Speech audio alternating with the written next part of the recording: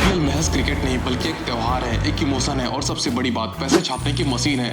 हर एक छक्के और चौकों में सिर्फ दर्शक नहीं झूमा करते बल्कि करोड़ों की बारिश भी हुआ करती है यहाँ पे। अब सोचो जरा यहाँ पे कि मैदान में खिलाड़ी सिर्फ क्रिकेट खेलने आते हैं लेकिन पीछे बैठी फ्रेंचाइजी वहाँ पर उनके लिए पैसे छापने की मशीन चला रही होती है। 2024 में क्या हुआ कि केकेआर ने इतिहास रचते हुए सनराइजर्स हैदराबाद को 8 विकेटों से हराया और उनको मिली एक ट्रॉफी और ट्रॉफी के साथ 20 करोड़ रुपए की प्राइज मनी। लेकिन मैं यहाँ पर आपको क्लियर करता हूँ कि ये मेन कमाई का सोर्स बस यहाँ पर नहीं है। आईपीएल की असली कहानी तो यहाँ पर स्टेडियम के बाहर लिखी जाती है और वो भी broadcasting deals, sponsorship, ticket sales, digital medias और न जाने कितने सारे गुप्त खजानों के जरिए। तो यहाँ पर सीट बेल्ट बांध लो क्योंकि आज हम आपको बताने वाले हैं आईपीएल का वो छुपा हुआ बिजनेस मॉडल जिससे कि वो पैसे कमाया करती है और खिलाड़ियों को भी दिया करती है। आज हम आपको बताएंगे कि पैसे कहाँ से आते हैं, कितने बढ़ते हैं और कौन यहाँ पर सबसे ज्यादा मलाई खाएगा। तो यहाँ पर वीडियो को आखिर तक जरूर देखिएगा क्योंकि ऐसा नहीं करोगे तो करोड़ों का खेल यहाँ पर धुल जाएगा। और यहाँ पर वीडियो में मैं आईपीएल के बहुत सारे राज खोलने वाला हूँ, इसलिए वीडियो को एंड तक जरूर देखिएगा। तो चलिए शुरू करते हैं। दोस्तों, आईपीएल सिर्फ एक क्रिकेट खेल नहीं है बल्कि एक $1 बिलियन बिजनेस है और इसकी सबसे बड़ी इनकम आती है ब्रॉडकास्टिंग राइट से। तो यहाँ पर ब्रॉडकास्टिंग राइट का मतलब क्या है आखिर? इसका मतलब है कि जब भी कोई बड़ा स्पोर्ट टूर्नामेंट होता है तो उसे लाइव दिखाने के लिए टीवी और डिजिटल प्लेटफॉर्म को अधिकार यानी कि राइट्स खरीदने पड़ते हैं। यानी कि जो कंपनी इस राइट्स को खरीदती है वही आईपीएल को अपने चैनल या फिर ऐप पर दिखाती है। भारत के अंदर आईपीएल की दीवानगी इतनी ज्यादा है कि इसे खरीदने के लिए कंपनियां हजारों करोड़ों रुपए खर्च करने को तैयार रहती है हमेशा। यहाँ पर 2023 से लेकर 2027 तक के लिए बीसीसीआई ने ब्रॉडकास्टिंग राइट की नीलामी की और नतीजा क्या हुआ? इस नीलामी ने यहाँ पर पूरा का पूरा इतिहास रच दिया। टीवी और डिजिटल के राइट्स अलग अलग बेचे गए और पहली बार डिजिटल राइट्स की कीमत टीवी राइट्स से भी ज्यादा हो गई। अब यहाँ पर मैं आपको बता दूं कि टीवी राइट्स को स्टार स्पोर्ट्स ने खरीदा और इसकी कीमत रही लगभग 23,575 करोड़ की। और यहाँ पर डिजिटल राइट्स जियो सिनेमा ने खरीदे जो कि लगभग हुए 23,758 करोड़ रुपए और ये टोटल डील बन जाती है 48,390 करोड़ की। अभी की बात की जाए तो आईपीएल अब दुनिया की दूसरी सबसे महंगी स्पोर्ट लीग बन चुकी है। सिर्फ और सिर्फ एनएफएल यानी कि अमेरिकन फुटबॉल की ही कीमत आईपीएल से ज्यादा है। यहाँ पर आईपीएल में कुल 410 मैच खेले जाने हैं 2023 से 2027 के बीच और यहाँ पर आप 48,490 करोड़ को डिवाइड कर दो 410 मैचों से, यानी कि हर मैच में करीबन 118 करोड़। अब सबसे बड़ा सवाल यहाँ पर कि ये पैसा आखिर जाता कहाँ है? क्या सिर्फ बीसीसीआई कमाता है या फिर आईपीएल की टीमें भी इसका फायदा उठाती है?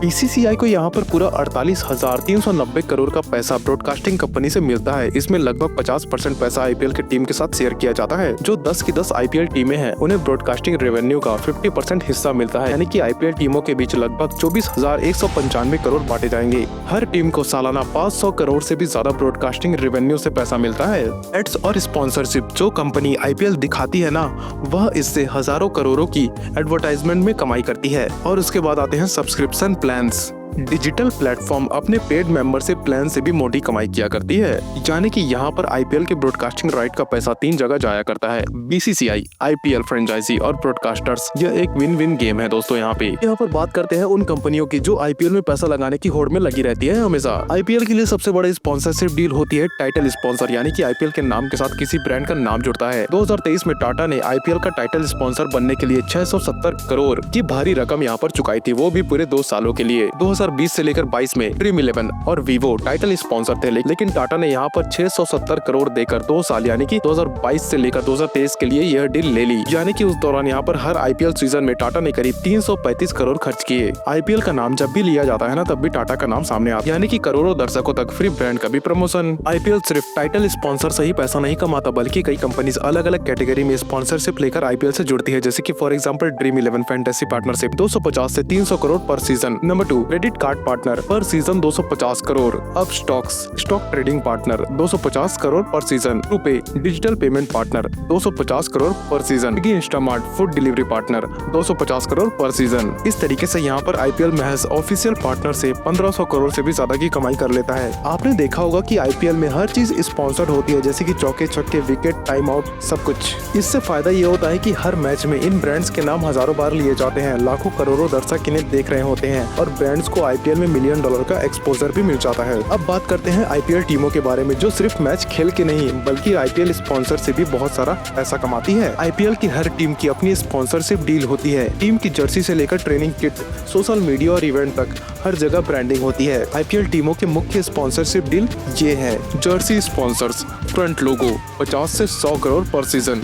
स्लीव स्पॉन्सर, बाजू पर लोगो 30 से 40 करोड़ पर सीजन। हेलमेट और कैप स्पॉन्सर 20 से 30 crore per season. Training kit और मर्चेंडाइज स्पॉन्सर 10 से 20 करोड़ पर सीजन। यानी कि हर एक टीम आईपीएल की सालाना 200 से 300 करोड़ सिर्फ स्पॉन्सरशिप से कमाती है। अब समझ में आया कि आईपीएल टीमें इतनी महंगी क्यों होती है। यह सिर्फ क्रिकेट नहीं बल्कि पूरा का पूरा प्राइवेट बिजनेस मॉडल है। अब आपके मन में यहाँ पर सवाल आ रहा होगा कि ये कंपनियां आईपीएल में इतनी पैसे क्यों लगाती है, आखिर इनका फायदा क्या है। यहाँ पर मुख्य तौर पर इनको 3 फायदे होते हैं। नंबर 1, करोड़ों दर्शक तक पहुँचना, यानी कि मैसिव ऑडियंस रीच। आईपीएल पूरी दुनिया में दूसरी सबसे ज्यादा देखे जाने वाली लीग है। आईपीएल 2023 के दौरान जियो सिनेमा पर 50 करोड़ से भी ज्यादा लोग आईपीएल देख रहे थे और यहाँ टीवी पर स्टार स्पोर्ट्स ने करोड़ों दर्शकों को आकर्षित किया था। नंबर 2, स्पॉन्सरशिप से यहाँ पर ब्रांड की वैल्यू बढ़ती है। जो ब्रांड आईपीएल में स्पॉन्सर होते हैं ना, उनकी ब्रांड वैल्यू और कस्टमर ट्रस्ट बढ़ जाता है। जैसे कि for example Dream11, crate, Upstox, Paytm, ये सारे के सारे स्टार्टअप आईपीएल से जुड़ने के बाद सुपरहिट ब्रांड बन गए। Number 3,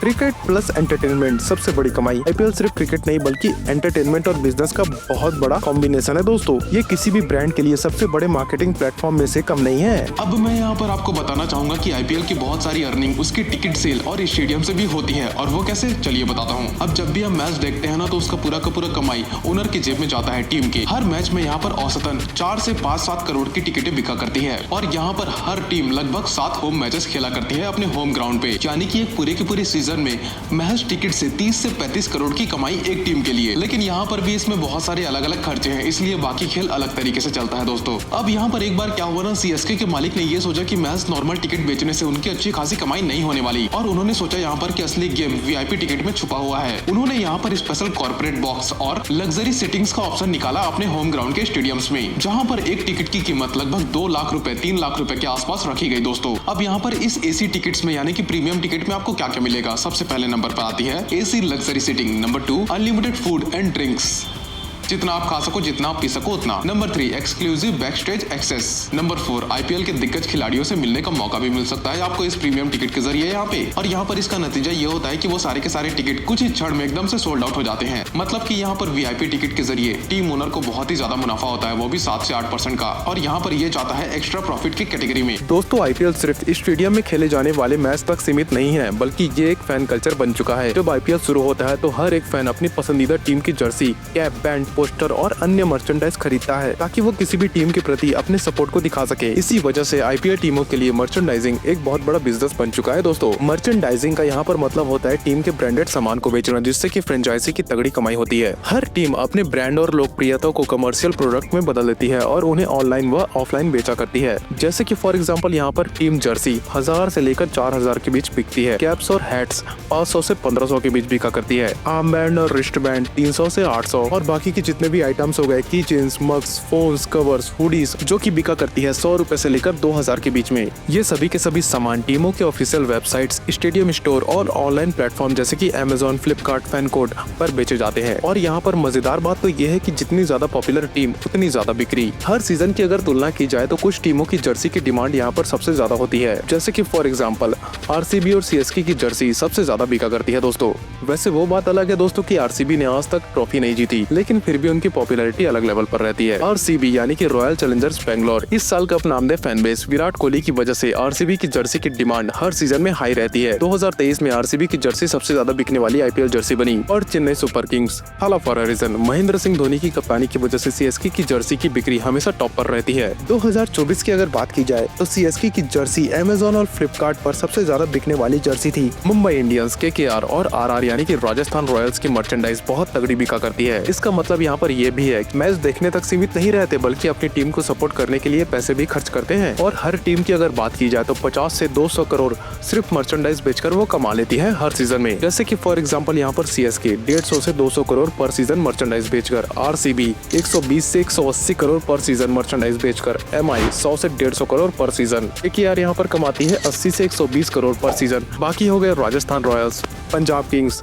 Delhi Capitals, Sunrisers Hyderabad ये सब कमाती है 50 से 100 करोड़ पर सीजन। मतलब कि एक टीम सिर्फ जर्सी और कैप बेचकर करोड़ों की कमाई करती है। अब यहाँ पर आपके दिमाग में ये सवाल आ रहा होगा कि आईपीएल की मर्चेंडाइज की बिक्री इतनी ज्यादा क्यों बढ़ जाती है। इसका सबसे पहला रीजन है क्रिकेट प्लस फैंस का जबरदस्त कॉम्बिनेशन। लोग सिर्फ यहाँ पर अपनी टीम को सपोर्ट नहीं करते बल्कि स्टाइलिश आईपीएल जर्सी पहनकर ट्रेंड भी सेट करना चाहते हैं। और यहाँ पर विराट कोहली, महेंद्र सिंह धोनी, रोहित शर्मा, हार्दिक पांड्या, शुभमन गिल जैसे प्लेयर्स की वजह से उनकी टीम की जर्सी सबसे ज्यादा बिका करती है यहाँ पे। और हाँ, हर साल आईपीएल टीमों के द्वारा स्पेशल एडिशन जर्सी, साइन किए हुए bat, limited edition collection launch करी जाती है, जिसकी वजह से यहाँ पर फैंस इन्हें खरीदने के लिए बहुत बड़े दीवाने हो जाते हैं। और यहाँ पर ये टीमों की मर्चेंडाइजिंग एक मल्टी-मिलियन डॉलर बिजनेस बन चुकी है। और अब जब भी आप आईपीएल टीमों की जर्सी पहनेंगे तो समझ लीजिए आप सिर्फ उन्हें सपोर्ट नहीं कर रहे हैं बल्कि उस टीम की इकोनॉमी का हिस्सा भी बने हुए हैं। अब आप यहाँ पर समझ ही गए होंगे कि आईपीएल महज एक क्रिकेट नहीं बल्कि पूरा का पूरा एक बिजनेस एम्पायर है। यहाँ पर बीसीसीआई और टीम ओनर को हर साल हजारों और करोड़ों की कमाई हुआ करती है आईपीएल के चलते। अगर आपको यहाँ पर ये वीडियो हमारा पसंद आया तो इस वीडियो को लाइक करें, हमारे चैनल को सब्सक्राइब करके उस बेल आइकन को दबाना ना भूलें